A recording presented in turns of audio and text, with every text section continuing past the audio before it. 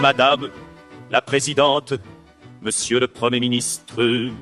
19 milliards d'impôts nouveaux en 2026 sur les Françaises et les Français, les salariés et les entrepreneurs. Hier, Monsieur le Premier ministre, je le regrette, mais vous avez donc menti.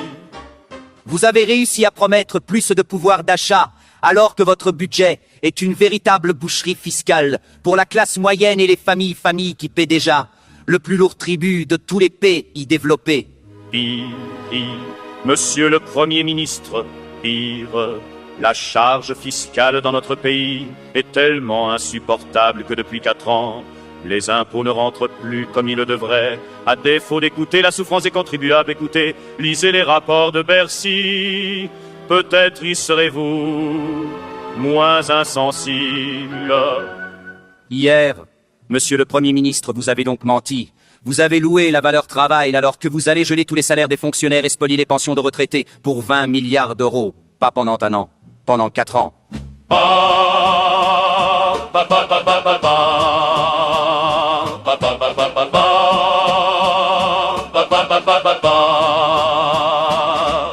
Hier, Monsieur le Premier ministre, vous avez menti. Car vous promettez de régler la crise des finances publiques, alors que vous continuez à augmenter la dépense de 28 milliards d'euros en 8 longues années. Vous n'aurez donc jamais été capable de baisser d'1 seul centime la dépense publique. Vous avez caché, Monsieur le Premier ministre, tous ces mensonges par une forfaiture encore plus cynique.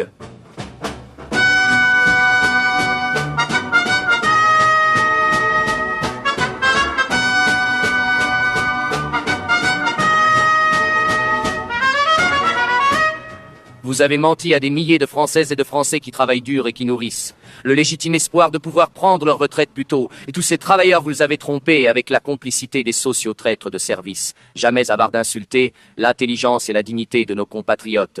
La suspension des retraites n'existe pas autrement que dans vos mensonges.